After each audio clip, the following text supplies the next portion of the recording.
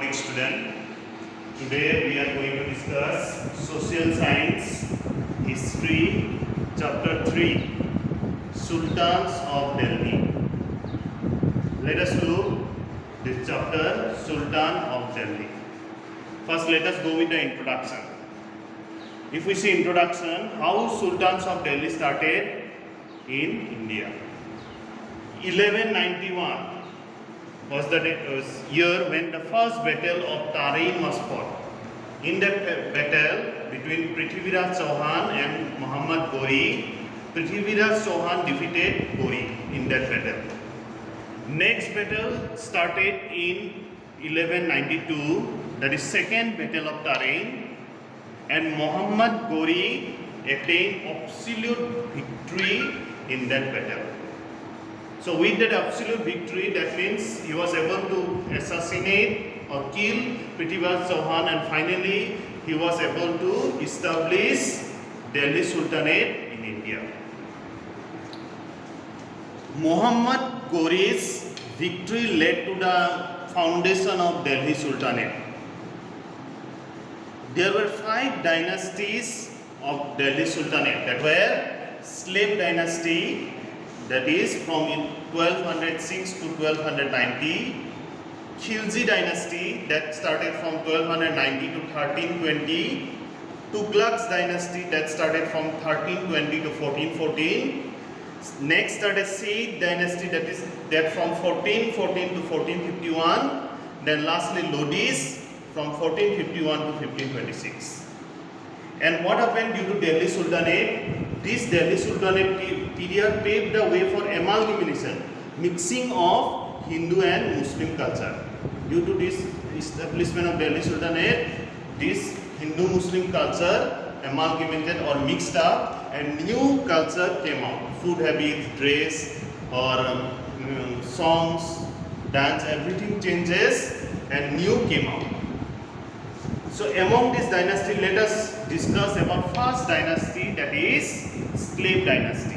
Slave dynasty started from 1206 to 1290. Let us look about this slave dynasty.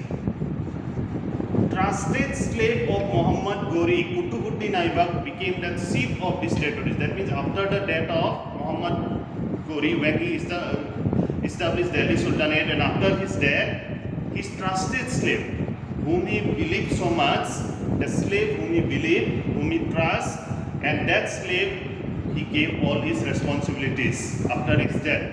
And his name was Qutbuddin Aibak, and he becomes chief of this territory.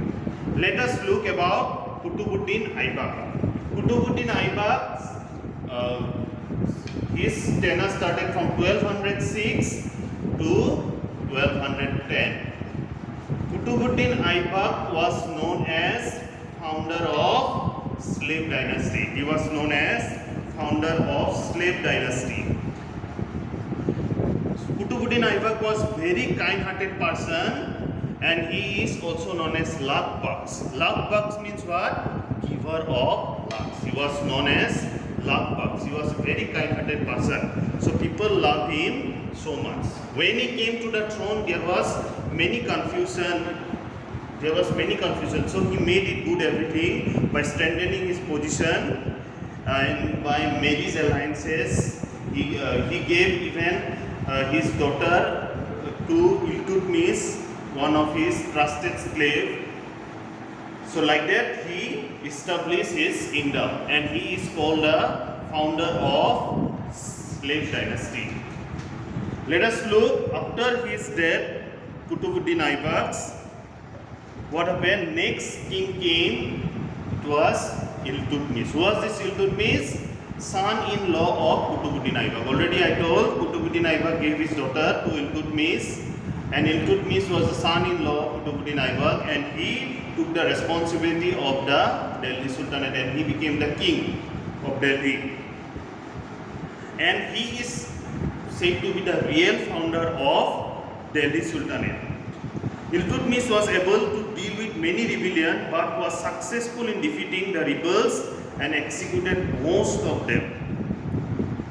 So Iltutmish was an able leader, we can say, from this.